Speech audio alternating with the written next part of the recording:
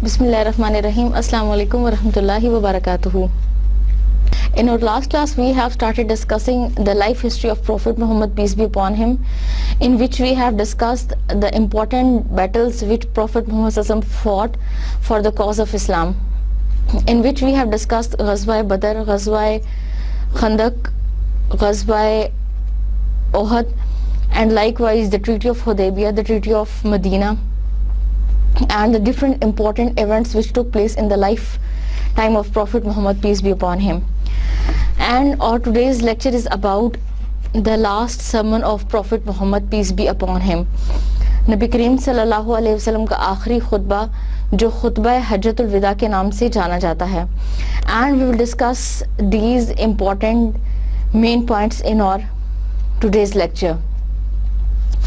First of all, we will discuss the history of last pilgrimage and the important events or the important works which Prophet Muhammad sallallahu alaihi wasallam was used to do after the completion of his message and the preaching of the religion. Then we will discuss the importance of this khutbah or the importance of this sermon, and in last we will discuss the whole address of Prophet Muhammad, peace be upon him, the key points which Prophet Muhammad has discussed, and the main idea which is derived from this very address. So first of all, we'll discuss the history of the last pilgrimage. After the accomplishment of the call and the proclamation of the message and the establishment of a new society on the basis of there is no God but Allah and Muhammad, peace be upon him's mission, a secret call uprose in the heart of the messenger of Allah, telling him that this stay in the lower world was about to terminate. That was clear in the talk of Mu'adh, whom he had dispatched to the Yemen in the 10th year of Hijrah. جب نبی کریم صلی اللہ علیہ وسلم نے دین کی تبلیغ مکمل کر لی اور نہ صرف عرب میں بلکہ عربوں کے ارد گرد مدینہ، مکہ، طائف، پرشیا، یمن اور تمام علاقوں میں اسلام کا بول بالا ہو گیا اور اسلام پھیل گیا، اس مقصد کی کامیابی کے بعد نبی کریم صلی اللہ علیہ وسلم کے پاس ایک فرشتہ آیا جس نے نبی کریم صلی اللہ علیہ وسلم کو اشارتاً یہ بات بتائی کہ اب دنیا میں ان کا قیام زیادہ طویل نہیں ہے، بلکہ ان کا قیام کچھ عرصے کے بعد ختم ہونے والا ہے. اور اس چیز کا اظہار نبی کریم صلی اللہ علیہ وسلم کی ان باتوں سے ہوتا ہے جو نبی کریم صلی اللہ علیہ وسلم نے حضرت معاذ بن جبل کے ساتھ کی. نبی کریم صلی اللہ علیہ وسلم نے حضرت معاذ بن جبل کو جب مکہ مدینہ سے یمن کی جانب حاکم بنا کر بھیجا تو نبی کریم صلی اللہ علیہ وسلم نے فرمایا، او معاذ, you may not see me after this current year. You may even pass by this very mosque of mine and my tomb. نبی کریم صلی اللہ علیہ وسلم نے ان کو اشارتاً بتا دیا اور کہا کہ شاید تم اس سال کے بعد مجھے نہ پا سکو یا نہ دیکھ سکو، اور ہو سکتا ہے کہ تمہاری وفات بھی میری اس مسجد یا میرے اس مقبرے کے پاس ہو. Upon hearing this, Mu'adh radhiyallahu anhu cried for fear that he would part with the messenger of Allah. Allah's care was so bounteous as to let the Prophet Muhammad, peace be upon him, see the fruits of his call, for the sake of which he suffered various sorts of trouble for over 20 years. Those 20 years had elapsed actively.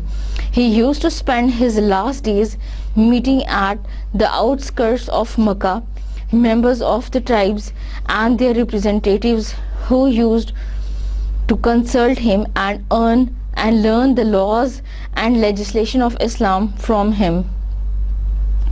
And in return he used to exact their testimony that he had delivered trust and communicated the message and counseled the people. In the last days of Prophet Muhammad, peace be upon him, it was the duty of Prophet Muhammad, peace be upon him, or it was the routine of him that he was used to meet the representatives of different countries. Likewise, he was used to send the different army troops in the different regions of the world. Likewise, he was used to teach the people the limits and rules and regulations of Islam. The Messenger of Allah announced an intention to proceed with his blessed pilgrimage journey himself, and enormous crowds of people came to Medina, all of whom seek the guidance of the Prophet Muhammad, peace be upon him, and the pilgrimage. According to the narrations of Sahih Bukhari and Muslim, when the Prophet Muhammad, peace be upon him, finished, he completed the delivery of the message and the preaching of the religion. When he completed this important task, he set for a great pilgrimage towards Mecca. نبی کریم صلی اللہ علیہ وسلم نے اپنے صحابہ سے یہ ارشاد فرمایا کہ آپ وہ بیت اللہ کا حج کریں گے. چنانچہ نبی کریم صلی اللہ علیہ وسلم کی اس کال اور نبی کریم صلی اللہ علیہ وسلم کے اس پیغام کو سنتے ہی بہت سے لوگوں نے لبیک کہا اور انہوں نے نبی کریم صلی اللہ علیہ وسلم کے ساتھ حج کی تیاری شروع کی. On a Saturday of the last 4 days of Dhul Qa'dah, the Prophet Muhammad started the departure preparations procedure, and according to Fath al-Bari کے مطابق نبی کریم صلی اللہ علیہ وسلم نے ہفتے کے دن ذی القعدہ کے جب آخری 4 دن رہتے تھے تو نبی کریم صلی اللہ علیہ وسلم نے اپنے سفر کی روانگی کی تیاری شروع کی. The Prophet combed his hair, applied some perfume, wore his garments, saddled his camel and set off in the afternoon. اور دن کے وقت اسی ذی القعدہ کی ہفتے کے دن نبی کریم صلی اللہ علیہ وسلم نے اپنے بالوں کو سنوارا, اپنے جسم پر خوشبو لگائی, اپنے کپڑوں کو صاف ستھرا کر کے پہنا اور اپنے اونٹ کو اپنی سواری کو تیار کیا اور دوپہر کے وقت سفر کے لیے تیار ہو گئے. He arrived at ذی الحلیفہ before the afternoon prayer. اور نبی کریم صلی اللہ علیہ وسلم آفٹرنون پریئر سے پہلے ذی الحلیفہ کے مقام پر پہنچ گئے. He performed 2 rakah and spent the night there. When it was morning, he said to his companions, اور نبی کریم صلی اللہ علیہ وسلم نے وہاں پر 2 رکعت نماز ادا کی اور رات کو وہیں قیام کیا. اگلے دن صبح نبی کریم صلی اللہ علیہ وسلم نے اپنے جانثار صحابہ سے ارشاد فرمایا, A comer sent by my Lord has called on me tonight and said, Pray in this blessed valley. اللہ تعالیٰ نے میری طرف ایک معزز فرشتے کو بھیجا ہے, ایک معزز ایک شخصیت کو بھیجا ہے اور مجھے اس چیز کا حکم دیا ہے اور کہا ہے کہ اس مقدس وادی میں اللہ تعالیٰ کی تعریف بیان کروں. And say I intend عمرہ combined with pilgrimage. چنانچہ میں نے اللہ تعالیٰ کے گھر کی طرف حج کے ساتھ ساتھ عمرے کا ارادہ کیا ہے.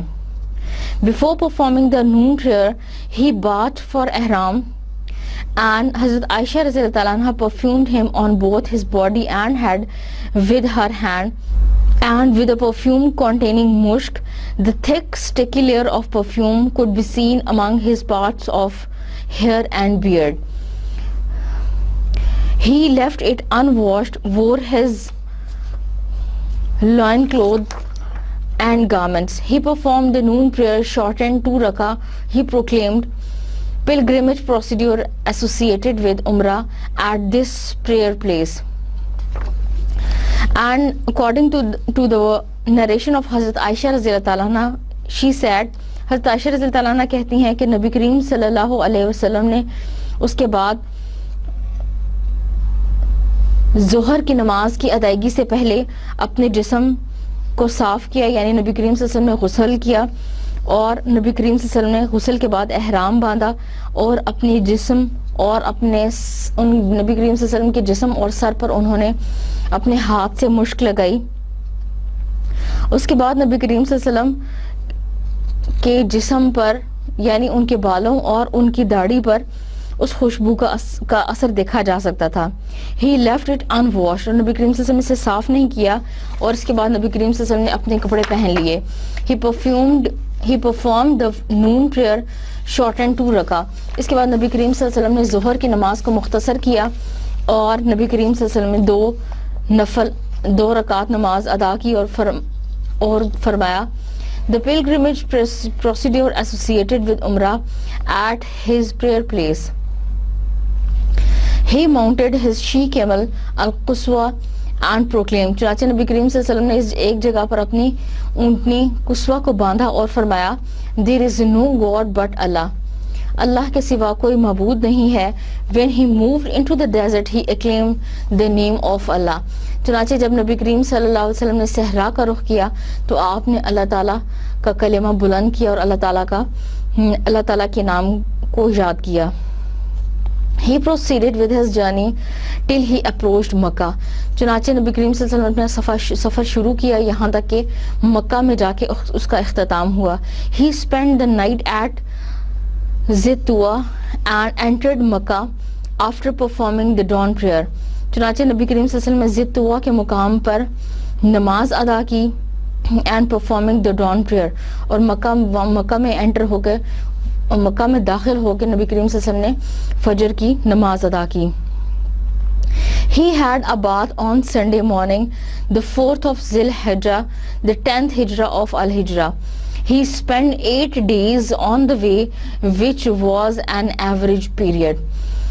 چنانچہ نبی کریم صلی اللہ علیہ وسلم نے اتوار کے روز صبح کے وقت غسل کیا جو ذی الحجہ کی 4 تاریخ تھی, اور نبی کریم صلی اللہ علیہ وسلم نے 8 روز اپنے سفر میں مکمل کیے, یعنی 8 روز تک آپ کا یہ سفر جاری رہا جو ایک ایوریج ٹائم پیریڈ ہے.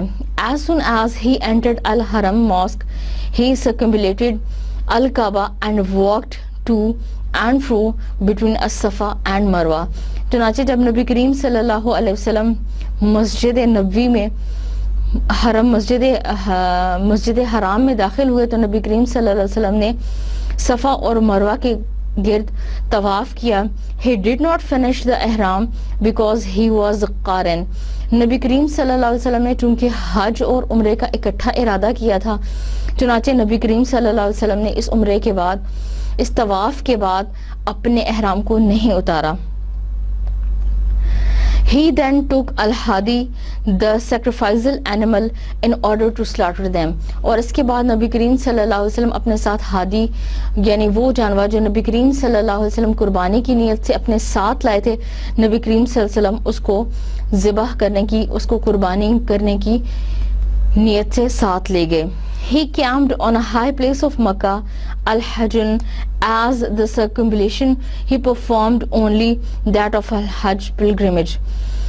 اور نبی کریم صلی اللہ علیہ وسلم ایک مکہ کی ایک بلند ترین مقام, ایک اونچا مقام جس کا نام الحجون تھا, وہاں پہ نبی کریم صلی اللہ علیہ وسلم نے قیام کیا, اور اس کے بعد نبی کریم صلی اللہ علیہ وسلم نے طواف کے بعد اس کو ختم نہیں کیا. طواف کے بعد نبی کریم صلی اللہ علیہ وسلم نے اپنے حج کو مکمل نہیں کیا. Those of his companions who had no hadi with them to sacrifice were ordered to observe ihram. اور نبی کریم صلی اللہ علیہ وسلم کے وہ ساتھی جن کے پاس قربانی کے لیے جانور مہیا نہیں تھے, نبی کریم صلی اللہ علیہ وسلم نے ان کو احرام باندھے رکھنے کا حکم دیا. اور into Umrah and circumambulate Kaaba and stride ritually to and fro between Safa and Marwa.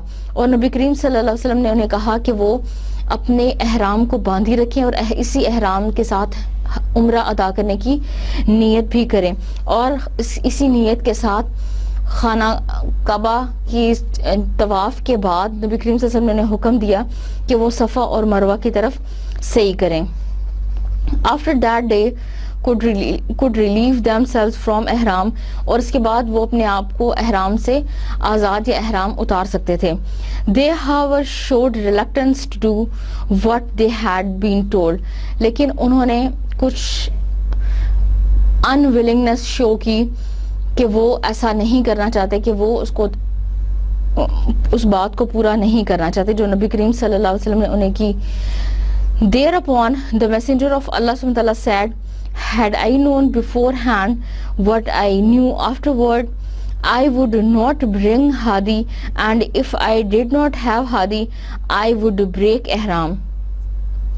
चुनाचे नबी करीम सल्लल्लाहु अलैहि वसल्लम ने थोड़ा सख्ती के लहजे में उनसे कहा कि मैं अगर मेरे पास हादी या जानवर या कुर्बानी नहीं होगी तो मैं एहराम उतार दूंगा और एहराम से आज़ाद हो जाऊंगा.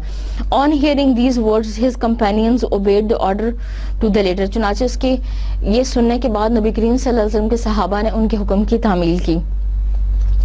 On the 8th day of Zilhajjah, that is the day of Tarwiyah, he left for Mina, where he performed the noon, the afternoon, the sunset and evening and the dawn prayers.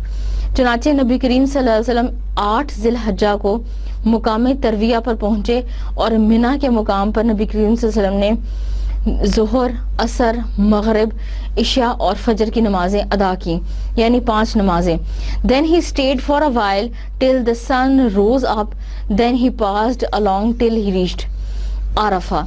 उसके बाद नबी करीम सल्लल्लाहु अलैहि वसल्लम ने कुछ देर वहाँ क़याम किया, यहाँ तक कि सूरज थोड़ा सा बुलंद हो गया तो नबी करीम सल्लल्लाहु अलैहि वसल्लम ने उसके बाद अरफा के मुकाम पर पहुँचे. Where there was a tent built for him at Nimra, he sat inside till the sun went down. यहाँ तक कि नबी करीम सल्लल्लाहु अलैहि वसल्लम के लिए एक जगह पर एक खैमा बांधा गया और निमरा के मुकाम पर, एंड ही सैट इनसाइड, और नबी सल्लल्लाहु अलैहि वसल्लम इसके अंदर बैठे रहे till the sun went down, यहाँ तक कि सूरज गुरूब हो गया. He ordered that Al Kaswan his she camel should be prepared for him, और नबी सल्लल्लाहु अलैहि वसल्लम ने हुक्म दिया कि उनकी ऊँटनी जो कस्वा के नाम से जानी जाती थी उसको तैयार किया जाए. They settled it and had it ready, so he went down and valley where 100,024 or 44,000 people gathered around him. चुनाचे नबी करीम सल्लल्लाहु अलैहि वसल्लम ने उसको तैयार किया और इसके बाद वो तैयार होने के बाद she went down the valley, और वो एक ऐसी वादी में चली गई और एक ऐसी जगह पहुंच गई जहां पर बहुत बड़ी तादाद में सहाबा इकराम नबी करीम सल्लल्लाहु अलैहि वसल्लम के साथ थे. There he stood up and delivered the following speech. चुनाचे नबी करीम सल्लल्लाहु अलैहि वसल्लम ने दर्ज झैल खुतबा दिया. O people, listen to what I say. I do not know whether I will meet you at this place once again after this current year. ऐ लोगो, मेरी बात सुनो, वो सुनो जो मैं कह रहा हूँ, क्योंकि मेरा ख्याल है कि शायद मैं इस साल के बाद तुम लोगों से इस जगह पर दोबारा ना मिल पाऊँ. And these words are quoted by Ibn Hisham, page number 603, volume number 2. It is unlawful for you to shed the blood of any other or take unlawfully the fortunes of one another. तुम लोगों के लिए ये जायज़ नहीं है कि तुम एक दूसरे का खून बहाओ और नाजायज तौर पर एक दूसरे के माल को गस्ब करो. They are as unlawful, they are as haram as shedding blood on such a day as today, and in such a month as this haram month, in such a sanctified city as this sacred city is. اور اللہ تعالیٰ نے ایک دوسرے کی جان تم پر ایسے ہی حرام قرار دی ہے جس طرح اللہ تعالیٰ نے آج کے دن کی حرمت اس مہینے کی اور اس دن کی حرمت کا احترام کیا ہے. Behold, all practices of paganism and ignorance are now under my feet. یاد رکھو کہ جاہلیت کی تمام رسوم و رواج اب میرے قدموں تلے ہیں. The bland revenge of the days of ignorance are remitted. خون بہا کے بدلے جو دور جاہلیت میں عام تھے اب ان کو ختم کر دیا گیا ہے. The first claim on blood I abolish is that of Ibn Rabi'a Ibn Harisa, who was nursed in the tribe of Saad and whom Hudayl killed. اور پہلا وہ خون بہا جو میں معاف کرتا ہوں وہ ربیہ ابن حارثہ کا تھا جس کو سعد قبیلے کے شخص حدیل نے قتل کیا تھا. Usury is forbidden and I make a beginning by remitting the amount of interest which Abbas ibn Abd al-Muttalib has to receive. دور جاہلیت کے تمام انٹرسٹ یوزری اور وہ مال جو جائز مال کے اوپر ضرورت سے زیادہ لیا جاتا تھا اسلام نے اس کو سود قرار دیا ہے, اسلام نے اس کو حرام کہا ہے. اور وہ تمام سود اور وہ تمام زائد مال جو عباس ابن عبد المطلب نے طلب کرنا تھا میں نے معاف کر دیا ہے. Verily it is remitted entirely. اور بے شک وہ تمام مال, بے شک وہ تمام سود معاف کر دیا گیا ہے. O people, fear Allah concerning women. اے لوگو اللہ سے ڈرو عورت کے معاملے میں. Verily you have taken them on the security of Allah. اور یہ اس بات سے آگاہ رہو کہ تم نے ان کو اللہ تعالیٰ کی امانت کے طور پر حاصل کیا ہے. And have made their persons lawful unto you by words of Allah. اور تم پر وہ اللہ کے قانون کے مطابق جائز ہیں اور تم نے ان کو امانت کے طور پر حاصل کیا ہے. It is incumbent upon them to honor their rights and not to commit acts of impropriety which if they do you have authority to chastise them. Yet not severely if your wives refrain from impropriety and are faithful to you, clothe and feed them suitably. عورتوں کے حقوق کے معاملے میں اللہ سے ڈرو اور ان کے حقوق کو اچھی طرح سے ادا کرو. اور اگر کوئی وہ ایسا اقدام نہ کریں, کوئی ایسا کام نہ کریں جو ان کی پاک دامنی کے خلاف ہو تو ان کو ان کے حقوق ادا کرو. If your wives refrain from impurity and are faithful to you, اور اگر تمہاری عورتیں پاک دامن رہیں اور تمہارے ساتھ وفادار رہیں, clothe and feed them suitably. چنانچہ ان کے نان و نفقہ اور ان کے لباس اور خوراک کا خیال رکھو. Verily I have left amongst you the book of Allah and the sunnah of Prophet Muhammad, peace be upon him. بے شک میں نے تمہارے درمیان اللہ کی کتاب اور اس کے نبی کی سنت کو چھوڑ دیا ہے. Which if you hold fast you shall never go astray. اور اگر تم اس کو مضبوطی سے تھامے رہو گے تو کبھی بھی بھٹکو گے نہیں. And these words of Prophet Muhammad are mentioned in Sahih Muslim, page number 397, volume number 1. Then Prophet Muhammad, peace be upon him, says, O people, I am not succeeded by a prophet and you are not succeeded by any nation. اس کے بعد نبی کریم صلی اللہ علیہ وسلم فرمایا کہ اے لوگو آگاہ رہو, میرے بعد کوئی نبی نہیں ہے اور تمہارے بعد کوئی امت نہیں. So I recommend you to worship your Lord, to pray the 5 prayers, to fast Ramadan and to offer the zakah of your provision willingly. چنانچہ لوگو میں تمہیں حکم دیتا ہوں کہ تم اللہ تعالیٰ کی عبادت کرو, 5 نمازیں ادا کرو, رمضان کے روزے رکھو اور اللہ کے حکم کے مطابق زکوٰۃ ادا کرو. I recommend you to do the pilgrimage to the sacred house of your Lord and to obey those who are in charge of you, then you will be awarded to enter the paradise of your Lord. اور میں تمہیں یہ حکم دیتا ہوں کہ اللہ تعالیٰ کے مقدس گھر کی زیارت کرو, اللہ کے مقدس گھر کی طرف حج کا ارادہ کرو, and to obey those who are in charge of you, اور ان لوگوں کا خیال رکھو جو تمہاری نگرانی اور تمہاری حفاظت میں ہیں. پھر تم اللہ تعالیٰ سے اس کا بدلہ حاصل کرو گے اور اس کے مقابلے اور اس کے عوض کے طور پر اللہ تعالیٰ تمہیں اپنی جنت میں داخل کرے گا. And these words are mentioned by Maulana Shibli Nomani in his book Rahmatul Lil Alameen, page number 263, volume number 1. And if you were asked about me, what wanted you to say, اور اگر تم سے میرے بارے میں سوال کیا جائے, میرے بارے میں پوچھا جائے تو تم کیا کہو گے؟ They replied, صحابہ نے ارشاد فرمایا, we bear witness that you have conveyed the message and discharged your ministry.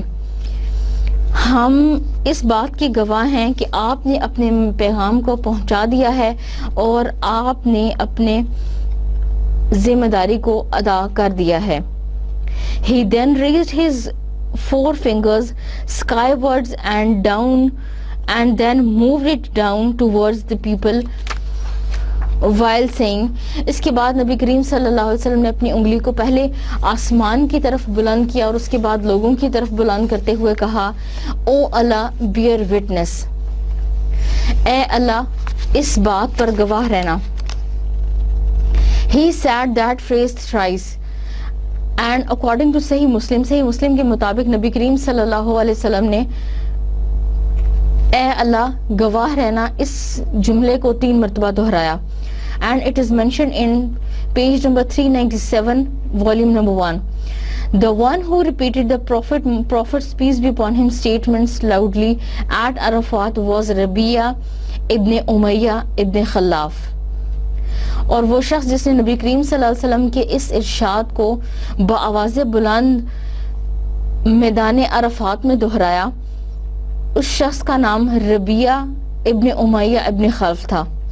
As soon as the Prophet, peace be upon him, had accomplished delivering the speech, the following Quranic verses was revealed to him. چنانچہ جیسے ہی جس وقت نبی کریم صلی اللہ علیہ وسلم اپنے ان خیالات کا اظہار کر رہے تھے, نبی کریم صلی اللہ علیہ وسلم ارشاد فرما رہے تھے, اپنی ایک خطبہ دے رہے تھے, در ذیل قرآنی آیات نبی کریم صلی اللہ علیہ وسلم پر نازل کی گئیں. اليوم اکملت لکم دینکم واتممت علیکم نعمتی ورضیت لکم الاسلام دینا. Verse number 3, Surah number 5. This day I have perfected your religion for you, and I have completed my blessings, my favor upon you, and I have chosen for you Islam as a religion, Islam as a deen. Upon hearing this verse, Umar cried, what makes you cry? He was asked. جب نبی کریم صلی اللہ علیہ وسلم یہ آیات تلاوت کر رہے تھے, حضرت عمر رضی اللہ تعالیٰ عنہ نے چلانا شروع کر دیا اور اونچی اونچی آواز میں بولنا شروع کر دیا. اس پر ان سے پوچھا گیا کہ آپ کس بات پر چلائے ہیں. His answer was, nothing succeeds perfection but imperfection. انہوں نے فرمایا, nothing succeeds perfection but imperfection. And these words of him are mentioned in Rahmatul Lil Alameen, page number 265, volume number 1.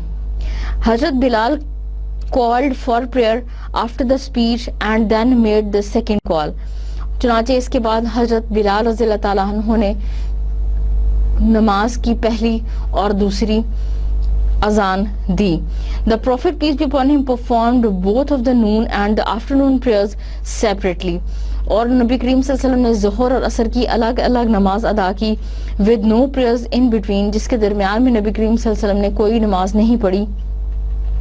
He then mounted his she-camel al-Quswa, approached the location of the vigil, he directed his face towards al-Qibla, keep on standing till sunset.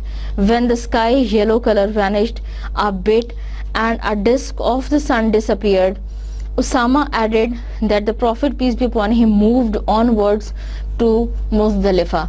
चुनाचे उसके बाद नबी करीम सल्लल्लाहु अलैहि वसल्लम ने मुज़दलिफा का रुख किया, where he observed the sunset and the evening prayer, जहां नबी करीम सल्लल्लाहु अलैहि वसल्लम ने असर और मगरिब की नमाज अदा की with one first call and 2 second calls, and he did not entertain the glory of Allah between the 2 prayers.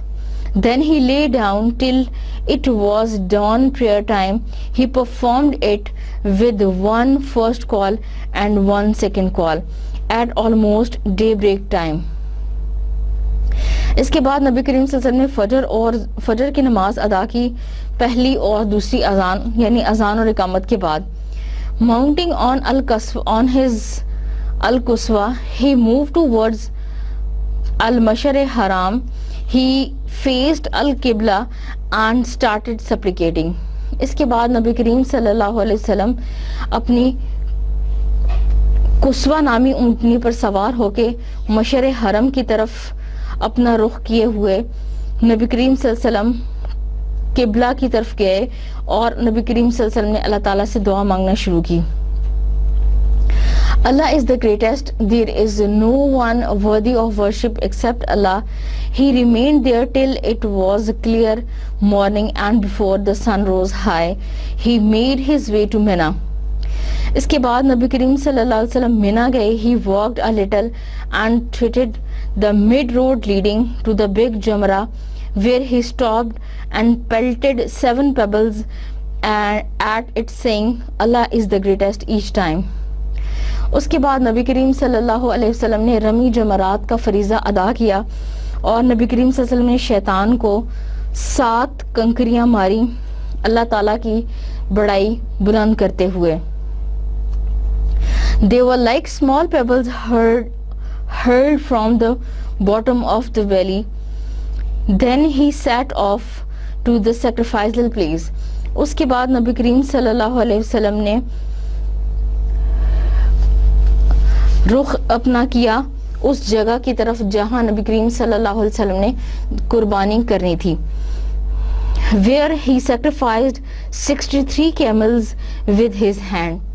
और नबी करीम सल्लल्लाहु अलैहि वसल्लम ने इस मुकाम पर जहां कुर्बानी की जाती है वहां 63 जानवरों की कुर्बानी अपने हाथ से की. And asked Ali to slaughter the other 137 all together. और इसके बाद 137 जानवरों की कुर्बानी करने के लिए हजरत अली को हुक्म दिया. He made Ali share him in al-hadi. और इस कुर्बानी में हजरत अली रज़ी अल्लाह ताला अन्हु नबी करीम सल्लल्लाहु अलैहि वसल्लम के शरीक थे. A piece of meat from each slaughtered animal was ordered to be cooked in a pot, and from which both men ate and drank the soup. चुनाचे नबी करीम सल्लल्लाहु अलैहि वसल्लम ने इन कुर्बानी के जानवरों के गोश्त को पकाने का हुक्म दिया और इनके पके हुए गोश्त में से तमाम सहाबा किराम ने खाना खाया और उसका जूस या जिसे हम कह सकते हैं कि सूप उन्होंने वो पिया. Then the messenger of Allah mounted his she camel and returned to the house, where he observed the noon prayer at Makkah, and there he came upon the children of Abu Talib were supplying drinking water to people at Zamzam well. इसके बाद नबी करीम सल्लल्लाहु अलैहि वसल्लम मक्का आए और नबी करीम सल्लल्लाहु अलैहि वसल्लम ने ज़ोहर की नमाज पढ़ी और इसके बाद आबे ज़मज़म के पास या इस इलाके में गए जहां लोग आबे ज़मज़म पी रहे थे. Draw up water, children of Abdul Muttalib. I would draw up with you if I were not afraid that people would appropriate this honor after me. They handed him a pail of water and he drank to his fill. यहाँ तक कि नबी करीम सल्लल्लाहु अलैहि वसल्लम ने लोगों को पानी पिलाने का हुक्म दिया और नबी करीम सल्लल्लाहु अलैहि वसल्लम ने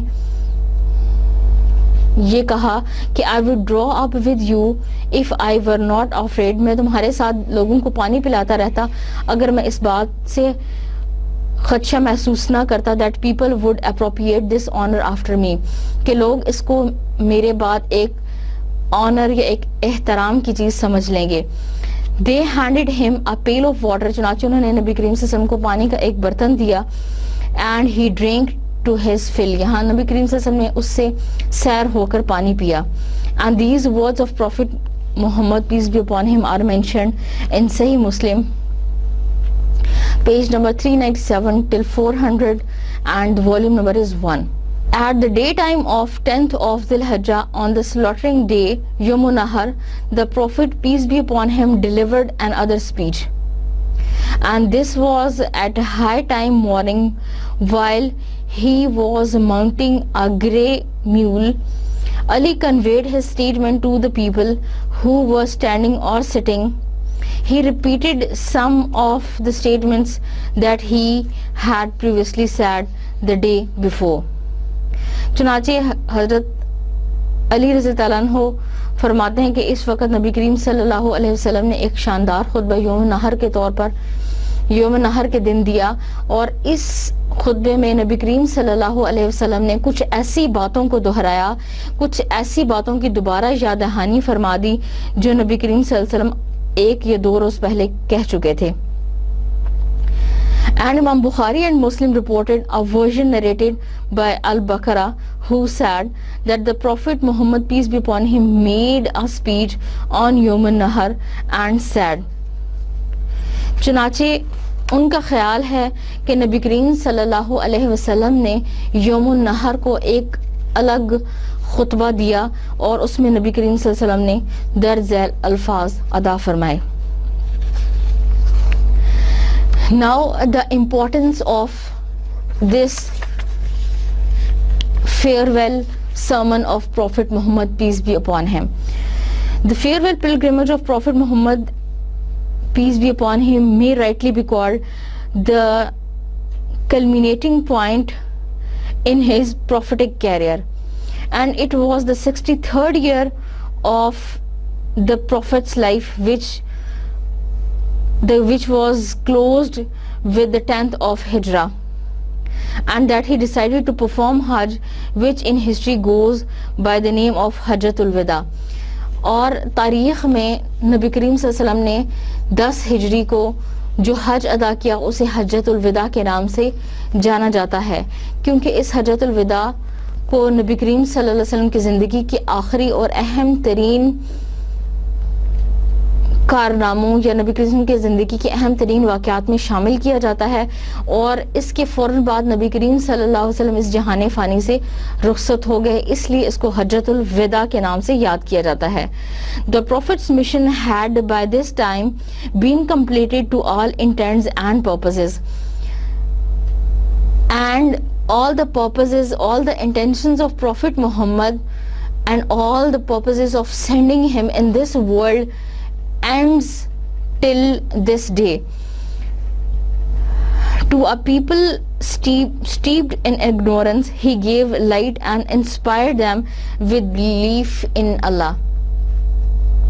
اور وہ لوگ جو جہالت اور گمراہی میں ڈوبے ہوئے تھے, نبی کریم صلی اللہ علیہ وسلم نے ان کو ایک خدا کی پہچان کرائی. The soul created, the master, the sustainer of this universe. To a disunited mass engaged in perpetual warfare, he gave unity of thought and action. اور وہ لوگ جو کسی یونٹی کو نہیں مانتے تھے, جو لا لیسنس پہ یقین رکھتے تھے, نبی کریم صلی اللہ علیہ وسلم نے انہیں unity of faith and unity of action عطا فرمائی.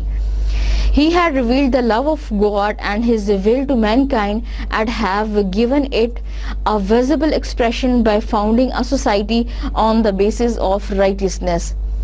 And Prophet Muhammad sallallahu alaihi wasallam gave him a society based on righteousness and based on the love of one great Lord. The like of which is not to be found in the whole history of mankind, and it is impossible for us to see a single example like the example of Prophet Muhammad, peace be upon him. In short, Prophet Muhammad, peace be upon him, had delivered to human race the final truth with all its necessary implications. اور مختصر یہ کہ ہم یہ کہہ سکتے ہیں کہ نبی کریم صلی اللہ علیہ وسلم نے اس آخری خطبے میں کچھ ایسے ارشادات کر رہے تھے یا کچھ ایسے ارشادات کی نبی کریم صلی اللہ علیہ وسلم سے توقع تھی جو آنے والی انسانیت کے لیے اور آنے والی تمام دنیا کے لیے ہدایت اور رہنمائی کا سرچشمہ بن سکتی تھی. اور اس کے ساتھ ساتھ کچھ ایسی باتوں کی بھی توقع تھی جو جن کی امپلیمنٹیشن یا جن کو عمل میں لانا بہت زیادہ ضروری تھا. The completion of his prophetic mission implied his departure from his earthly home to the heavenly abode. The Holy Prophet has clearly visualized it. He therefore decided to give the finishing touch to his massive work. چنانچہ نبی کریم صلی اللہ علیہ وسلم نے اپنے اس کام کو ایک finishing touch دینے کے لیے اس خطبے میں بہت اہم نکات پر بحث کی. And imprint its salient points on the minds of his devoted followers so that they might always keep before them the system of life, values of Islam. It was with this subject in view that messages were sent to all the parts of Arabia inviting people to join him in this great pilgrimage. So نبی کریم صلی اللہ علیہ وسلم نے جب اس عظیم الشان خطبے کو deliver کیا تو نبی کریم صلی اللہ علیہ وسلم نے تمام عرب سے لوگوں کو جمع کیا اور یہ خطبہ حجۃ الوداع اپنے اندر بہت ساری social, economic, political, rational, family اور ایسے laws and rules and regulations رکھتی تھی جس کا عمل میں لانا ایک ہیومن سوسائٹی کے لیے بہت ضروری ہے. اور نبی کریم صلی اللہ علیہ وسلم کا یہ خطبہ نہ صرف ایتھیکل ویلیوز پر بیس کرتا ہے، نہ صرف ایتھیکل ٹیچنگز ہیں اس کے اندر، بلکہ اس میں دنیا کا ایک بہترین کانسٹیٹیوشن ہونے کی تمام خصوصیات موجود ہیں. The injunctions which Prophet Muhammad, peace be upon him, delivered in this address, in this sermon, they were not only the ethical, but they were political, they were social, and they were economic also.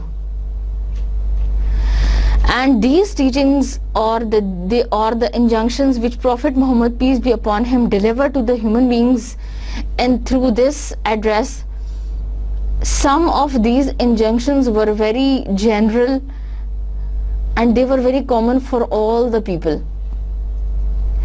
But there were some injunctions which were very particular, which were very specific for some people. And this sermon is not only remarkable because of its eloquence, but it contains a sublime message for the whole of humanity, for the whole of human race. And it is a declaration of human rights and moral ethics. It is a charter of human rights and it is also a charter of women's rights. And the world has not able to lay down the principles better than the principles of this last address of Holy Prophet. And every one of it breathes a spirit of humanity and aims at establishing the righteousness and fair dealing among men on a workable basis. It establishes brotherhood among Muslims irrespective of the divergence of their geographical, racial and color backgrounds, and provides an outline of a social order perfectly free from oppression and injustice. اس میں تمام انسانوں کو برابر اور مساوی حقوق دیے گئے ہیں اور کسی انسان کے درمیان اس کے کردار، اس کی ریس یا نسل کے اکارڈنگلی کسی قسم کی تفریق نہیں کی گئی. It was the declaration of finality of Prophet Muhammad that the religion of Islam was being perfected by this final message. And this is the universality of this religion that Allah subhanahu wa ta'ala has completed, He has perfected, and He has finished, He has completed all the blessings in this religion. So we can say that this was a very important address of Prophet Muhammad, peace be upon him, which is the essence of his teachings. نبی کریم صلی اللہ علیہ وسلم کی تمام تعلیمات, نبی کریم صلی اللہ علیہ وسلم کی تمام زندگی اور وہ تمام اہم بنیادی نکات جو کسی بھی دنیا کے دستور میں ہونا چاہیے, نبی کریم صلی اللہ علیہ وسلم کا یہ آخری خطبہ اس کا نچوڑ ہے. وہ تمام قوانین و ضوابط جس کی انسان کو آنے والے وقت تک ضرورت رہے گی, اور وہ قوانین جو کسی بھی چارٹر میں یا کسی بھی ہیومن رائٹس کے چارٹر میں ہو سکتی ہیں, نبی کریم صلی اللہ علیہ وسلم نے ان کو اس خطبے میں جمع کر دیا. چنانچہ نبی کریم صلی اللہ علیہ وسلم نے فرمایا, this is the words of the last address of Prophet Muhammad, peace be upon him. O people, listen to what I say. I do not know whether I will be meet you at this place once again. It is unlawful for you to shed the blood of an other or take unlawfully the fortunes of any other. They are unlawful as shedding blood on such a day as today, and in such a month as this month is haram, and in such a sanctified city as this sacred city is. Behold, all practices of paganism and ignorance are now under my feet. The blood revenge of days of ignorance are remitted. The first claim on blood I abolish is that of Ibn Rabi'a ibn Harisa, who was nourished in the tribe of Saad and whom Hudayl killed. Usury is forbidden, interest is forbidden, and I make a beginning by remitting the amount of interest which Abbas ibn Abdul Muttalib has to receive. O people, fear Allah concerning women. Verily you have taken them on the security of Allah, and you have made their persons lawful unto you by words of Allah. If your wife refrain from impropriety and are faithful to you, clothe and feed them suitably.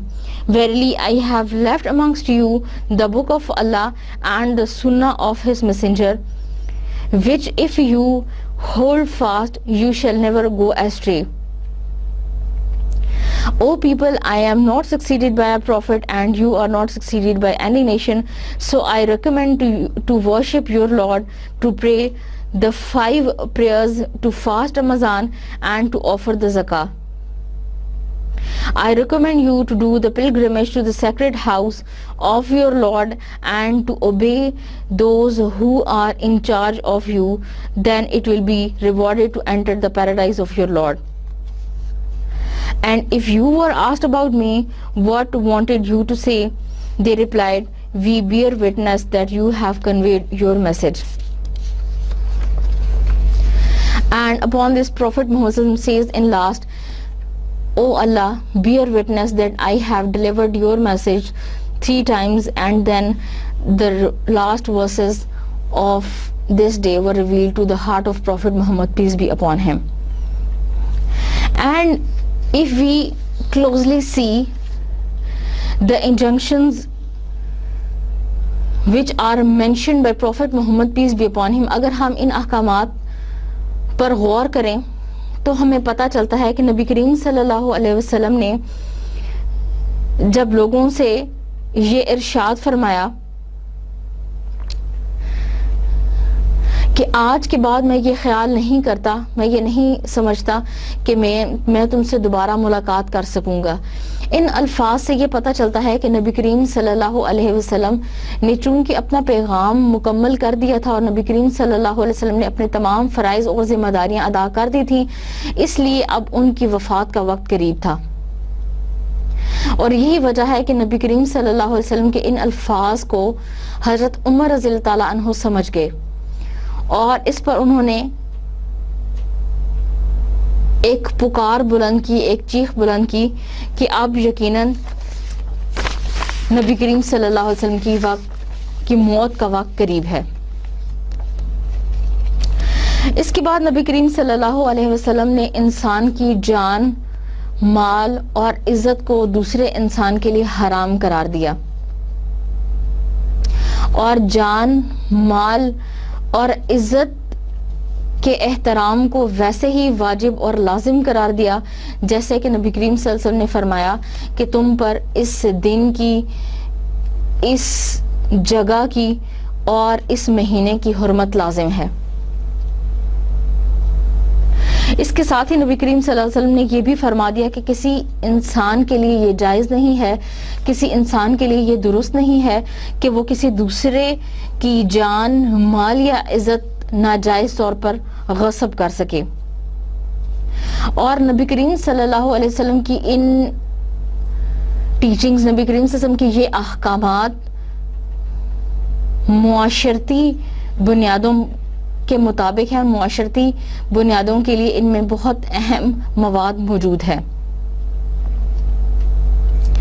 اس کے بعد نبی کریم صلی اللہ علیہ وسلم نے کچھ ایسے حقوق اور فرائض کا حکم دیا جس کا خیال رکھنا ہر انسان کے لیے لازم ہے۔ نبی کریم صلی اللہ علیہ وسلم نے یہ لازم قرار دیا کہ ہر انسان کو اللہ تعالیٰ نے نگران اور محافظ بنا کر بھیجا ہے۔ چنانچہ وہ انسان جو کسی انسان کی نگرانی میں ہے یا اس کی رعیت میں آنے والے تمام افراد کی ذمہ داری ادا کرنا اس انسان کے اوپر لازم ہے، اور ہر انسان سے اس کی انفرادی رعیت، اس کی انفرادی نگرانی کے بارے میں قیامت کے دن سوال کیا جائے گا۔ چنانچہ اگرچہ اس کے الفاظ مخصوص نظر آتے ہیں کہ نبی کریم صلی اللہ علیہ وسلم نے صرف مرد کے لیے یہ لازم قرار دیا ہے کہ وہ عورت کے حقوق کا خیال رکھے اور عورت کے حقوق کو اچھی طرح سے پورا کرے، لیکن عمومی طور پر اگر دیکھا جائے تو یہ معلوم ہوتا ہے کہ نبی کریم صلی اللہ علیہ وسلم کے یہ الفاظ تمام لوگوں کے لیے ہیں کہ ہر وہ انسان جس کی رعیت اور نگرانی میں کسی انسان کو دیا گیا ہے، اس کے لیے یہ لازم ہے کہ اس کے حقوق کا بہترین انداز میں خیال رکھے۔ اس کے بعد نبی کریم صلی اللہ علیہ وسلم نے دور جاہلیت کی تمام رسوم و رواج کو کالعدم قرار دیا، اور نبی کریم صلی اللہ علیہ وسلم نے فرمایا کہ جاہلیت کے تمام رسوم و رواج اب ختم کر دیے جا چکے ہیں، اور وہ کام جو کسی شخص نے جاہلیت میں کیا ہو اس کے لیے لازم ہے کہ وہ اس پر توبہ کرے، اس کی بخشش مانگے اور آئندہ زندگی میں اس کو دوبارہ نہ کرے۔ اس کے بعد نبی کریم صلی اللہ علیہ وسلم نے جو احکامات دیے ہیں ان کا انسان کی معاشی زندگی سے بہت اہم تعلق ہے، اور وہ احکام ہیں یوزری یا انٹرسٹ کے بارے میں۔ نبی کریم صلی اللہ علیہ وسلم نے انٹرسٹ یعنی سود کو مکمل طور پر حرام قرار دیا ہے۔ قرآن اور قرآن کے علاوہ احادیث میں ایسی بہت ساری چیزیں ذکر کی گئی ہیں جن کی بنا پر اللہ تعالیٰ نے انٹرسٹ یعنی سود کو حرام قرار دیا ہے، چونکہ یہ معاشرے میں انصاف اور منصفانہ مال کی تقسیم کے خلاف ہے، اور یہ وہ اصول ہے جس کے مطابق امیر امیر تر اور غریب غریب تر ہوتا جاتا ہے. چنانچہ اس معاشرتی ناانصافی کو مکمل طور پر ختم کرنے کے لیے نبی کریم صلی اللہ علیہ وسلم نے یہ فرمایا کہ اللہ تعالیٰ نے سود کو حرام قرار دیا ہے، اور اس کی رسم کی ابتدا بھی میں اپنے گھر سے کرتا ہوں. وہ تمام سود جو عباس ابن عبد المطلب نے مختلف قبائل سے لینا تھا، ہم نے وہ معاف کر گیا. اس کے بعد نبی کریم صلی اللہ علیہ وسلم نے انسانی زندگی اور ایک سیٹلڈ یا سٹینڈرڈ رول نافذ کر دیا اور ایک ضابطہ بنا دیا کہ ہر وہ انسان جو کسی بھی چیز کے بارے میں یہ دیکھنا چاہتا ہے کہ کیا یہ اسلام میں درست ہے یا نہیں، یا اسلام کے مطابق یہ کام ہے یا نہیں، یا اس کام کے بارے میں اسلام کیا کہتا ہے، اس کے لیے نبی کریم صلی اللہ علیہ وسلم نے ایک سٹینڈرڈائزڈ رول فکس کر دیا ہے. نبی کریم صلی اللہ علیہ وسلم نے ایک سٹینڈرڈائزڈ طریقہ اور ضابطہ بنا دیا ہے جس کے مطابق کسی بھی چیز کو پرکھا جا سکتا ہے. اور وہ یہ کہ نبی صلی اللہ علیہ وسلم نے فرمایا کہ میں نے تمہارے درمیان دو چیزیں چھوڑ دی ہیں، اگر تم ان کو مضبوطی سے تھامے رہو گے تو کبھی تفرقے میں نہ پڑو گے اور کبھی گمراہ نہیں ہوگے. اور وہ چیزیں ہیں اللہ تعالیٰ کی کتاب اور نبی کریم صلی اللہ علیہ وسلم کی سنت. چنانچہ ہر وہ چیز، ہر وہ کام اور ہر وہ عمل جو اس ضابطے پر پورا اترتا ہے اسلام کے مطابق ہے، اور ہر وہ چیز، ہر وہ کام، ہر وہ نیا عمل جو اس ضابطے کے مطابق مکمل طور پر نہیں پورا اترتا وہ اسلام سے خارج ہے. یعنی اگر کسی چیز کی بنیاد دیکھنی ہے تو سب سے پہلے ہم یہ دیکھیں گے کہ کیا قرآن مجید میں اللہ تعالیٰ نے اس کے بارے میں کچھ ارشاد فرمایا ہے یا نہیں، اور اس کے بعد ہم دیکھیں گے کہ سنت اس کے بارے میں کیا کہتی ہے. لیکن اگر ان دونوں ذرائع سے، ان دونوں ضابطوں میں کوئی چیز ذکر نہیں کی گئی، ان کے بارے میں یہ دونوں چیزیں خاموش ہیں، تو اس سے مراد یہ ہے کہ وہ چیز رد ہے، وہ چیز بدعت ہے، وہ چیز اسلام میں قابل قبول نہیں ہے. اس کے بعد نبی کریم صلی اللہ علیہ وسلم نے جو حکم دیا وہ یہ ہے کہ نبی کریم صلی اللہ علیہ وسلم نے فرائض کی ادائیگی کو لازم قرار دیا اور فرائض کی ادائیگی پر زور دیا.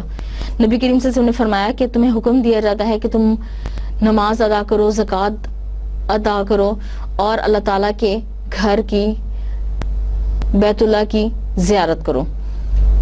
اس کے بعد نبی کریم صلی اللہ علیہ وسلم کے جو الفاظ ہیں وہ اس چیز کی دلیل ہیں کہ نبی کریم صلی اللہ علیہ وسلم نے فنڈامنٹل پلرز آف ایمان، ایمان کی جو بنیاد ہے اس کو بھی مضبوط کرنے کا حکم دیا ہے. وہ یہ کہ نبی کریم صلی اللہ علیہ وسلم نے فرمایا کہ obey those who are in the charge of you, then you will be rewarded to enter the paradise of your Lord. کہ اگر تم ان حقوق اور فرائض کو اچھی طرح سے ادا کرو گے جو تم پر فرض کیے گئے ہیں تو اللہ تعالیٰ تمہیں جنت میں داخل کرے گا. یعنی انسان کے اعمال، انسان کے ایمان کا ریوارڈ جو ہے وہ جنت ہے. اس کے بعد نبی کریم صلی اللہ علیہ وسلم نے لوگوں کو گواہ بنانے کے بعد اللہ تعالیٰ کو گواہ بنا کر یہ پوچھا کہ کیا میں نے تم پر تمہارا دین مکمل کر دیا ہے، کیا تم تک تمہارا پیغام پہنچا دیا ہے؟ تو تمام لوگوں نے یک زبان ہو کر کہا کہ بے شک آپ نے اپنا پیغام پہنچا دیا ہے. اور اس کے بعد نبی کریم صلی اللہ علیہ وسلم پر یہ آیات اتری کہ آج ہم نے تمہارا دین تم پر مکمل کر دیا، آج ہم نے اپنی رحمت اور نعمت کو تم پر مکمل کر دیا اور اسلام کو ایک دین کے طور پر تمہارے لیے پسند کیا. یہ تو تھا نبی کریم صلی اللہ علیہ وسلم کا آخری خطبہ. اس کے علاوہ کچھ لوگ ایک اور خطبے کا بھی ذکر کرتے ہیں جس کا ذکر صحیح بخاری اور مسلم میں بھی آیا ہے کہ نبی کریم صلی اللہ علیہ وسلم نے 10 ذی الحج کو یوم النحر کے دن، جس دن قربانی کی جاتی ہے، جس دن حاجی اپنے احرام کو اتار دیتے ہیں اور اپنی حج اور عمرے کو مکمل کر دیتے ہیں اور اس کے مکمل کرنے کے بعد آخر میں قربانی کرتے ہیں. نبی کریم صلی اللہ علیہ وسلم نے یوم النحر کے دن بھی ایک خطبہ دیا جس کے الفاظ در ذیل ہیں. Prophet peace be upon him said, time has grown similar in form and state to time when Allah created the heavens and the earth. A year is 12 months, 4 of which are sacred months. 3 of the 4 months are successive. They are Zulqa'dah, Zulhijjah and Al-Muharram. The 4th month is Rajab, which comes between Jumada and Shaban. What month is this month? نبی کریم صلی اللہ علیہ وسلم نے فرمایا کہ اللہ تعالیٰ نے جب زمین اور آسمان کی تخلیق کی تو اللہ تعالیٰ نے کچھ دنوں کو مقدس قرار دے دیا، اور اللہ تعالیٰ کی علم کے کتاب کے مطابق ایک سال میں 12 دن ہیں، اور جن میں سے 4 مقدس اور حرمت والے مہینے ہیں. ان میں سے 3 بہت زیادہ حرمت والے ہیں، اور وہ ہیں ذوالقعدہ، ذوالحجہ اور محرم. اور چوتھا مہینہ رجب کا ہے جو جمادہ اور شعبان کے درمیان آتا ہے. پھر نبی کریم صلی اللہ علیہ وسلم نے فرمایا what month is this month؟ یہ کون سا مہینہ ہے؟ He asked. نبی صلی اللہ علیہ وسلم نے پوچھا. We said, یعنی the companions of Prophet peace be upon him said, Allah and his messenger know best of all. اللہ اور اس کا رسول سب سے بہتر جانتے ہیں.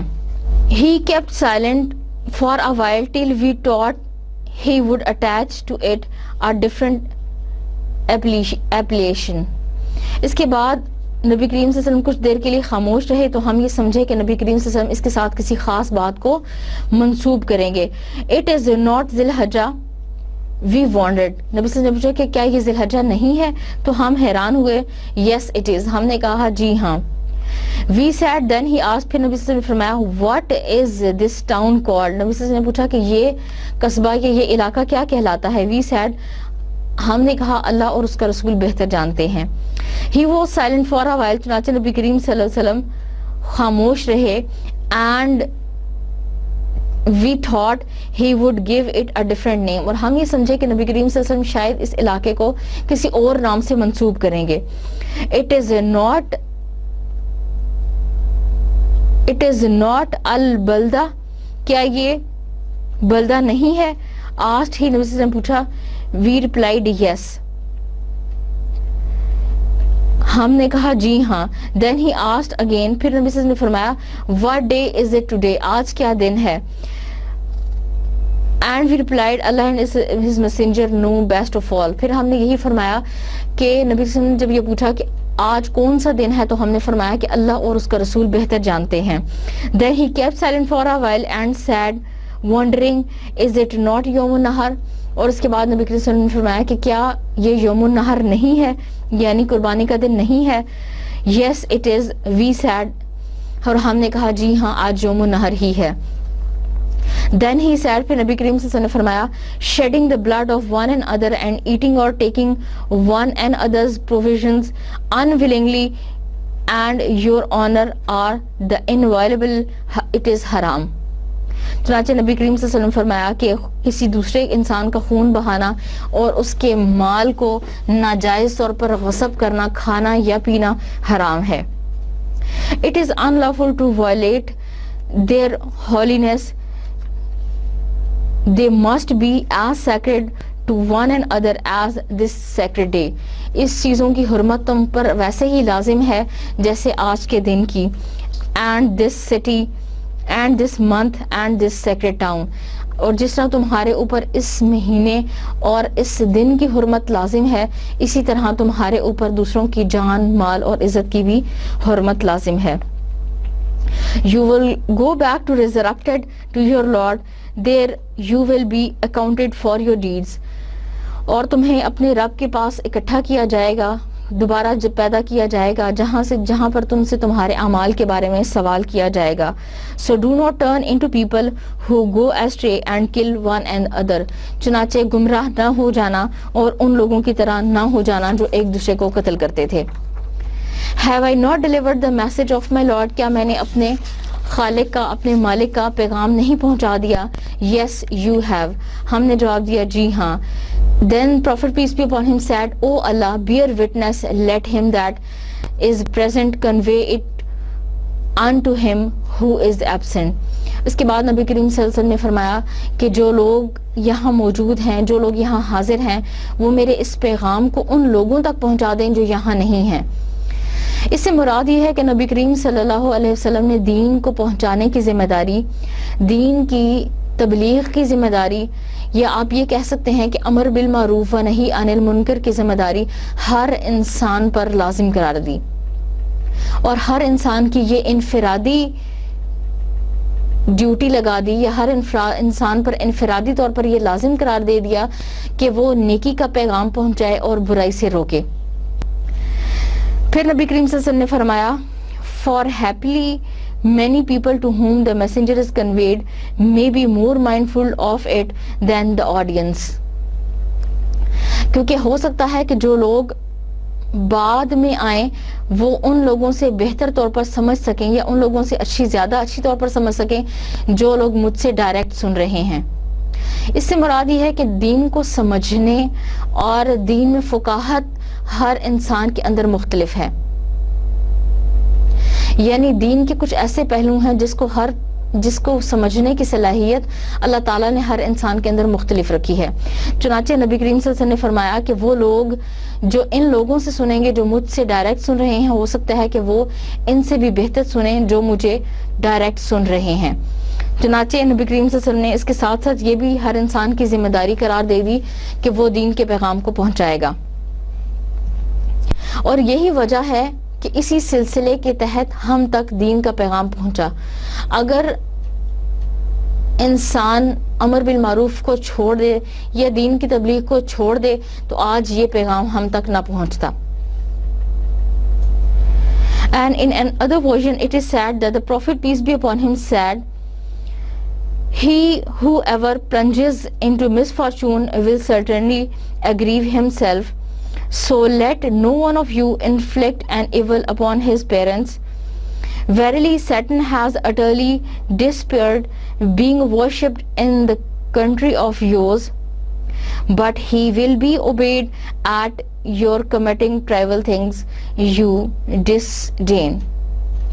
نبی کریم صلی اللہ علیہ وسلم نے یہ بھی فرمایا کہ بے شک شیطان اس بات سے مایوس ہو چکا ہے کہ اس کی عبادت یا پرستش کی جائے گی تمہارے اس شہر میں، لیکن جو چھوٹے چھوٹے کاموں میں اس کی پیروی کی جائے گی اور اس کے حکم کو مانا جائے گا، وہ اس بات سے نا امید نہیں ہوا. Satan will be contented with such things. وہ ان باتوں سے مایوس نہیں ہے اور وہ ان باتوں پر خوش ہے کہ چھوٹی چھوٹی چیزوں پر اس کی پیروی کی جائے گی. نبی کریم صلی اللہ علیہ وسلم کی یہ الفاظ اس بات کی واضح دلیل ہے کہ جو انسان دین کو سمجھنا چاہتا ہے، دین میں فقاہت حاصل کرنا چاہتا ہے، اس کے لیے لازم ہے کہ وہ شیطان سے آگاہ رہے، کیونکہ دین سے دوری کی ایک بہت بنیادی وجہ یا دین کو نہ سمجھنا یا دین کے بارے میں شکوک و شبہات کا شکار رہنا شیطانی وسوسوں کا نتیجہ ہے. چنانچہ نبی کریم صلی اللہ علیہ وسلم نے فرمایا کہ اگر تم اپنے دین کو بچانا چاہتے ہو، دین کی حفاظت کرنا چاہتے ہو، تو تمہیں شیطان سے آگاہ رہنا چاہیے. And these words of Prophet Muhammad peace be upon him are mentioned in Sunan at-Tirmidhi, page number 38, volume number 2, and Mishkatul Masabih, page number 234 and volume number 1. اور نبی کریم صلی اللہ علیہ وسلم کے یہ الفاظ صحیح بخاری، سنن ترمذی اور مشکات المصابیح میں ذکر کیے گئے ہیں، اور اس خطبے کے ساتھ یہ ذکر کیا گیا ہے کہ نبی کریم صلی اللہ علیہ وسلم کا کہ یہ الفاظ یوم النحر کے دن کے الفاظ سمجھے جاتے ہیں، اور یہ خطبہ نبی کریم صلی اللہ علیہ وسلم نے وہ خطبہ دیا جو یوم النحر کو دیا جاتا ہے. یہ تو تھا ہمارا آج کا لیکچر، جس میں ہم نے نبی کریم صلی اللہ علیہ وسلم کے خطبہ حجۃ الوداع کے بارے میں پڑھا، خطبہ حجۃ الوداع کی اہمیت، اس کی تاریخ اور اس کے الفاظ اور اس خطبے کے بارے میں پڑھا جو نبی کریم صلی اللہ علیہ وسلم نے دیا. اور اس کے علاوہ ہم نے جو نبی کریم صلی اللہ علیہ وسلم نے آخری حجۃ الوداع پہ یوم النحر کے دن نبی کریم صلی اللہ علیہ وسلم نے جو خطبہ دیا اس کے بارے میں بھی پڑھا. یہ تو تھا ہمارا آج کا لیکچر. انشاءاللہ العزیز نئے کلاس میں نئے لیکچر کے ساتھ آئیں گے. السلام علیکم ورحمۃ اللہ وبرکاتہ. اللہ حافظ.